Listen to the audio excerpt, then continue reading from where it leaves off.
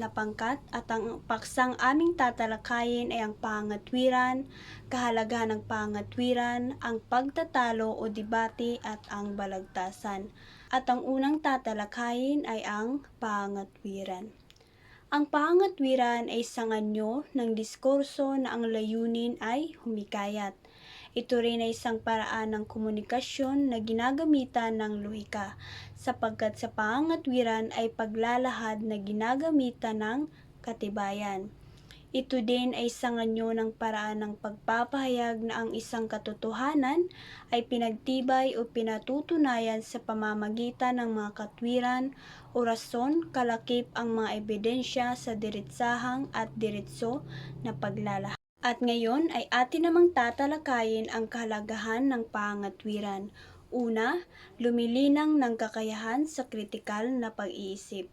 Ito ay nangangahulugang pinauunlad o inahasa ang kakayahan ng isang tao na mag-isip ng malalim, lohikal at may batayan. Ito rin ay kakayahan na suriin, pag-aralan at timbangin kung tama, mali o kapani-paniwala ang isang ideya o pahayag. Pangalawa, nagpapalakas ng tiwala sa sarili. Ito ay nangangahulugang tumutukoy sa pagpapaunlad ng paniniwala ng isang tao sa sarili niyang kakayahan, kaalaman at pagpapasya. At dahil dito, nagiging handa ang isang tao na magsalita, magpahayag ng opinyon at humarap sa iba ng walang labis na takot o pinag-aalinlangan.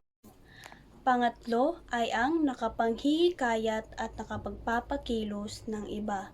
Ito ay nangangahulugang may kakayahang impluwensyahan ang isip, damdamin at kilos ng ibang tao sa pamamagitan ng malinaw at makabuluhang pagpapahayag. Sa pangangatwiran, mahalagang isaalang-alang ang mga sumusunod upang maging mabisa at kapani-paniwala ang pagpapahayag ng ideya. Una, kinakailangan ang malalim na kaalaman at lubos na pagkaunawa sa paksang ipagmamatuwid. Ito ay mahalaga upang maipaliwanag ng maayos ang sariling paninindigan at masagot ang mga posibleng tanong o pagtutol ng iba. Ikalawa, dapat ay maliwanag at tiyak ang pagmamatuwid. Ang ideya ay kailangang maipahayag sa malinaw at organisadong paraan upang madaling maunawaan ng mga nakikinig o nagbabasa. Ikatlo, kailangang may sapat na katwiran at matibay na katibayan na magpapatunay sa pagmamatuwid. Maaaring gumamit ang mga halimbawa, datos, karanasan o opinyon ng eksperto upang maging kapani-paniwala at makapaghikayat ang argumento. So ngayon, dumako naman tayo sa dalawang uri ng pangatwiran. Ito ang pangatwirang pabuod at pangatwirang pasaklaw. Pag sinabi natin pangatwirang pabuod, ito ay nagsimula sa maliliit o tiyak na detalye ang obserbasyon at nagtatapos sa pangkalatang kaisipan o konklusyon. At tinatawag din itong inductive reasoning sa English. Pangatwirang pasaklaw naman tayo. Pag sinabi natin pangatwirang pasaklaw ay isang pangatwiran na nagsimula sa pangkalatang payag o kaisipan at nagtatapos sa tiyak or particular na konklusyon. Tinatawag din ito deductive reasoning sa English. Kinaniwang ginagamit dito ang silohismo na at binubuo ng pangunahing batayan, pangalawang batayan at konklusyon. At ngayon, tatalakay naman natin ang pagtatalo o ang debate. Ano nga ba ang debate? Ito ay isang pakikipagtalong may istruktura. Isinasagawa ito ng dalawang grupo o pangkat na may magkasalungat na panig tungkol sa isang napapanahong paksa o isyu. Ang dalawang panig ay ang proposisyon o sumasang-ayon at ang oposisyon naman ay ang sumasalungat. Ang debate ay mayroong moderator.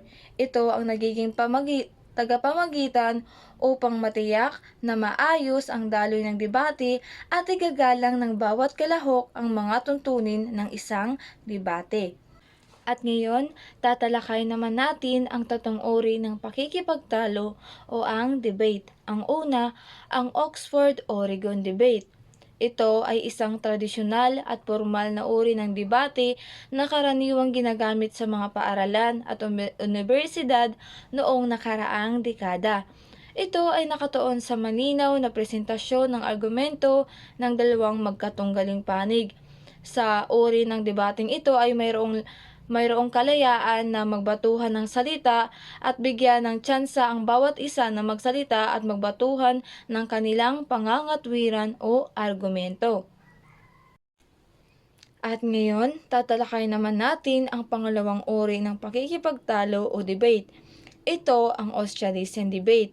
Ito ay isang formal, mabilis, at mas dinamiko na format ng debate na ginagamit sa mga universidad katulad ng Asia Pacific, Australia at New Zealand.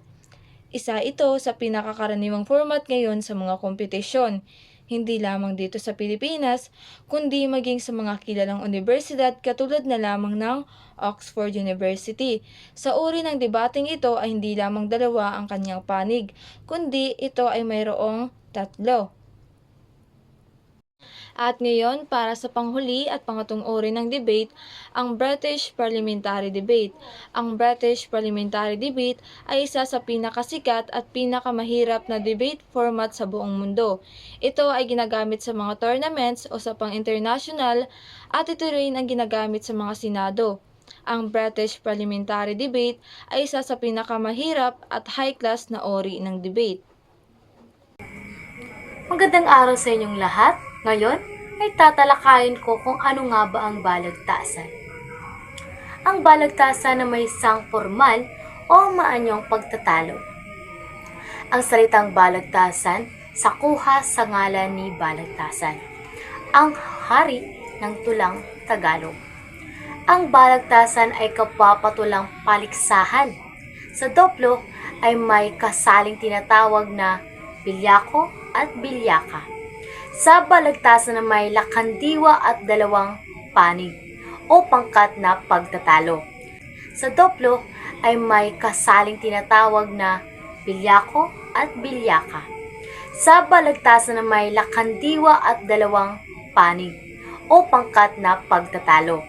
Sa doplo, ang sasabihin na hindi handa, samantalang sa balagtasan ay handa.